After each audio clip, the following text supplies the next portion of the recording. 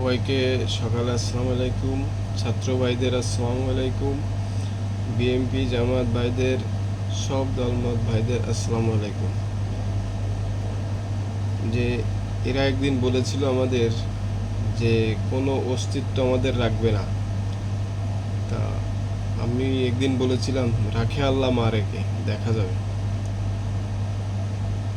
কয়দিন আগেও আমাকে অনেক ঝাড়ি দিয়েছে যে বাংলাদেশে কখনো আর আসতে পারবি না। তা আজকে তারা বাংলাদেশ ছেড়ে কোথায় পালালো, এটাই তাদের দরকার। আসবে যাবে এটাই সবার কাছে এটাই ছিল, কিন্তু এরা নিজের স্বার্থের জন্য সব কিছু করতে পারে। আর জনগণ কি করতে পারে তাই এরা দেখিছে। তা এদের সাথে যদি বাড়ি কখনো আসি, আল্লাহ দেখা হবে। আমারে তোমরা অনেক জ্বালাইছো,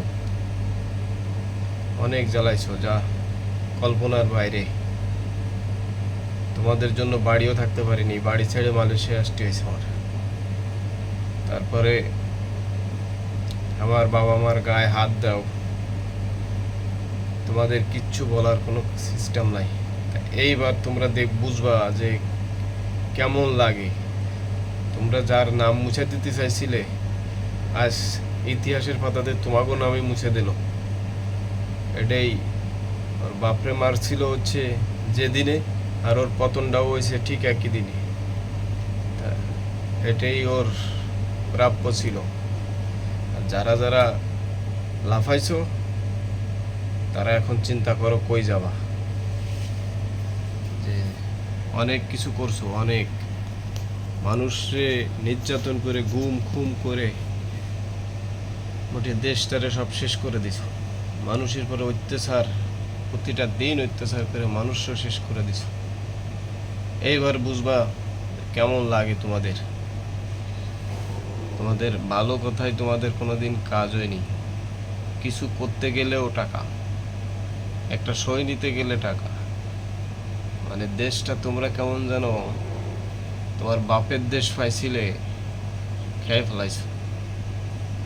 খাইলে না কিছু এবার। তোমাদের সাথে আমার দেখা হবে বাড়ি আসলে, যদি কোনো সময় দেখা হয়ে যায়। এখন কি করবা সেটাই চিন্তা করো। এক বান্দির বাচ্চারও রক্ষা হইতো না। এটাই আমলিগির নামই থাকবে না ইতিহাসের পাতায়। এটাই মনে রাখো।